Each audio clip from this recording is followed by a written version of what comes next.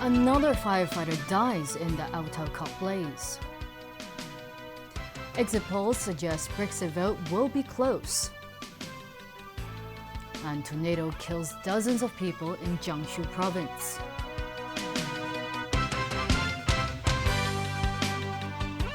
Good evening. A second firefighter has died while trying to put out the fire at an Auto-Kok storage facility. The director of fire services says the 37-year-old fireman leaves behind a wife and a 7-year-old son. The fire has been raging for more than 2 days now. At around 7 this evening, 2 firemen were helped out of the building by their colleagues.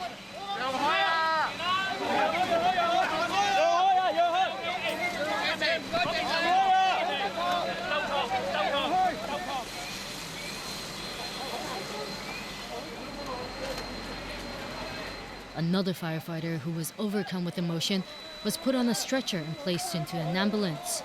They were all sent to Union Hospital. One of them, a 37-year-old fireman surnamed Hui, was later pronounced dead. The 2 others are in serious condition. Director of Fire Services, Lai Man-hin, and fellow firefighters arrived at the hospital. The number 4 alarm fire started on Tuesday in a mini storage facility on the 3rd floor of the Amoy Camp Industrial Center. It then expanded to the 4th floor. Smoke was also seen coming out of the 5th floor. Firefighters say their operation has been hampered by a number of factors. The difficulty encountered by the firefighters are the complicated layout, the large size of the floor, and also the high temperature. It takes time, so we cannot estimate when we will complete the firefighting job. The head of the building's department arrived at the scene this afternoon to determine if the structure is still safe. The buildings department will carry out a detailed investigation when the condition of the building is safe for us to get in. But right now, from the exterior inspection, we find that those cracks on the rendering, they are non-structural. And behind it are brick walls. They are also non-structural in nature. Now, while no mass evacuation of the area is planned at this point, Jordan Valley St. Joseph Catholic Primary School will suspend classes for 1 day tomorrow due to the serious air pollution caused by the blaze.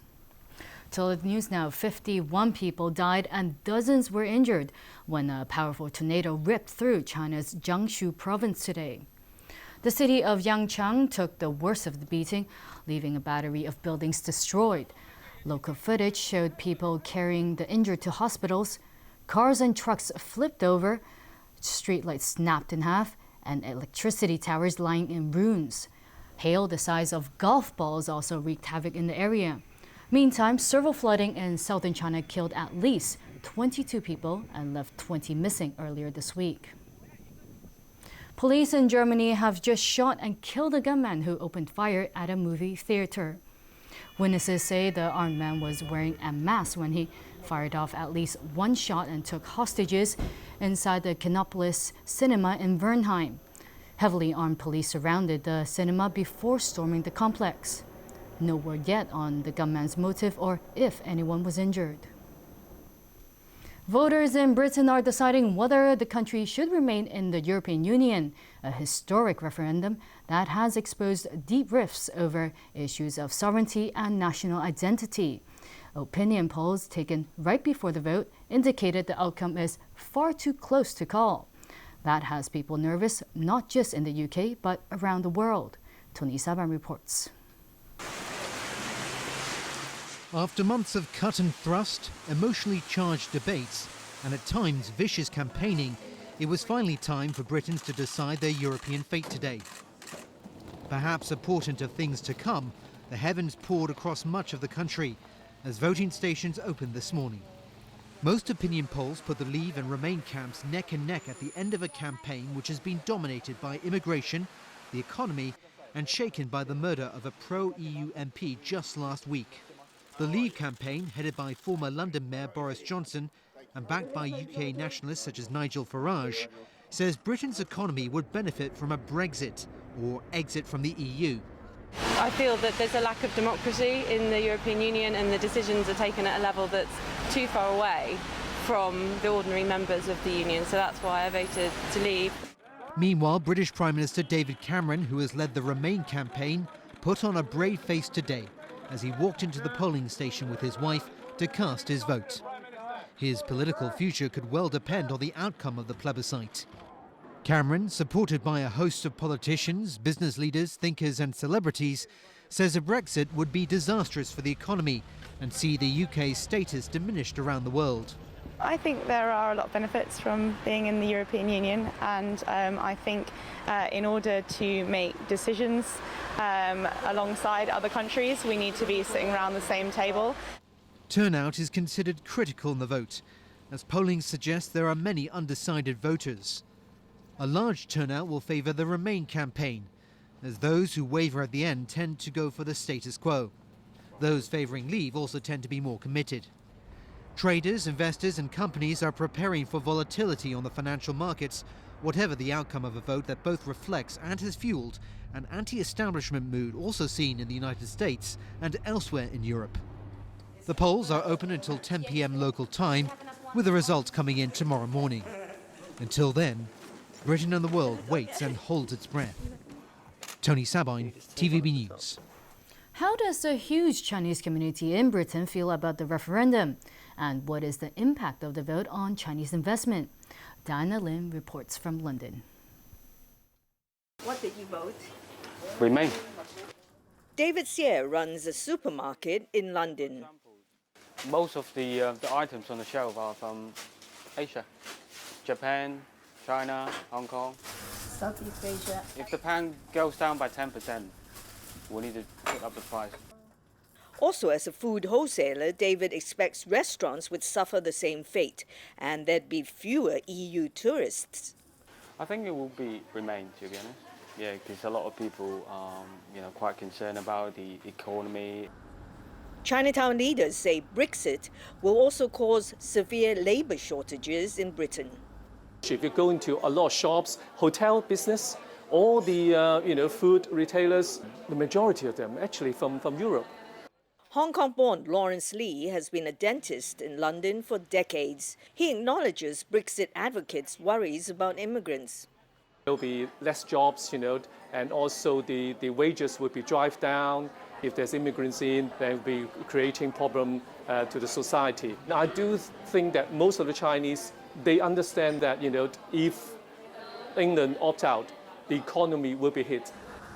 On a global scale, one analyst we spoke to says Chinese investment would scale back with Brexit. Chinese companies treat the UK market as being a gateway to Europe. So once the UK decided to leave the European Union, it somehow will it will undermine UK's ability to attract more foreign investors, and it will make the Chinese diminish the hope of joining the continental market later. So if you have, for example, retail and export and manufacturing oriented sectors, and surely these sectors will quickly shift it to the continent into Europe. But however, UK is very much led by a service-based economy. But I would consider the Chinese investors will take a long-term strategy plan to gradually shifting its operation to the European market. In fiscal 2014 to 15, Britain's foreign direct investment hit a record high of £1 trillion, albeit still lagging behind the United States and China. Analysts believe FDI would surely drop if Britain leaves the European Union. Diana Lin, TVB News, London. To the political standoff in the United States, where Democratic lawmakers staged a radical protest on the floor of the House of Representatives to demand stricter gun control legislation. Even after Republicans refused their demands, the rebellious Democrats literally sat on the floor and refused to leave. Sonia Otero has more. This is how the revolt on gun control began. We're calling on the leadership of the House to bring common sense gun control legislation to the House floor. Give us a vote. Let us vote. We came here to do our job. We came here to work. In the wake of the deadly mass shooting in Orlando, scores of Democrats demanded a vote on the kind of gun control that strengthens background checks and prevents people on the no-fly list from getting guns. Rise up, Democrats. Rise up, Americans. This cannot stand. We will occupy this floor. We will no longer be denied a right to vote. But the Republican-controlled House refused to be pressured. The chair finds that the House is currently not in a state of order due to the presence of members in the well. The Speaker of the House had to pound the gavel to return to business as usual amid the loud protests. Members will record their vote by electronic device. The House stands in recess subject to the call of the chair. Republicans shut off the cameras and adjourned after 3 this morning local time. But Democrats took to social media to ensure their stunt was captured. Americans are grappling with a gun violence crisis.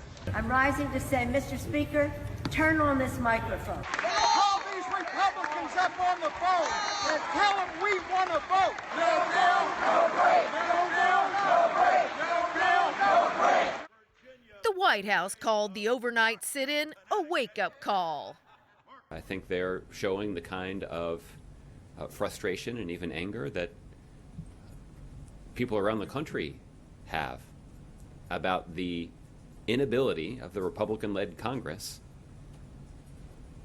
to take common sense steps that would protect the American people. Sonia Artero, TVB News. Back here in Hong Kong, lawmaker Leung has been charged by the ICAC with misconduct in public office.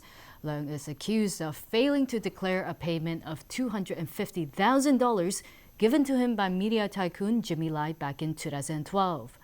Winnie Wong tells us more. League of Social Democrats lawmaker Leung Kwok-hung was back at the Legislative Council this morning after he was released on bail.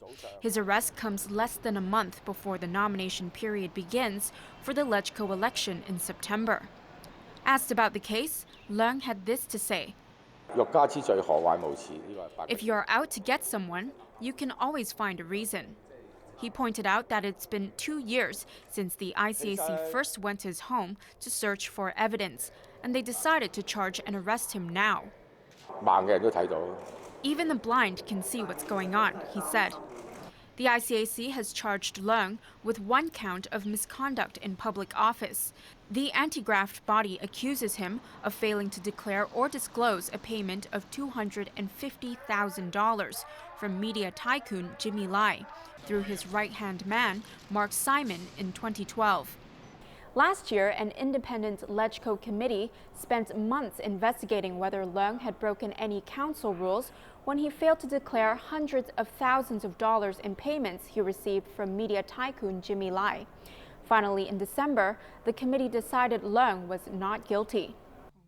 A former lawmaker, senior counsel Ronnie Tong, has this to say about this case. I find the news a little bit surprising and a little bit disturbing, frankly, because what you need to prove in relation to this crime of misconduct in public office is to show that in the discharge of their public duties, the officer has committed a serious error which produced serious result.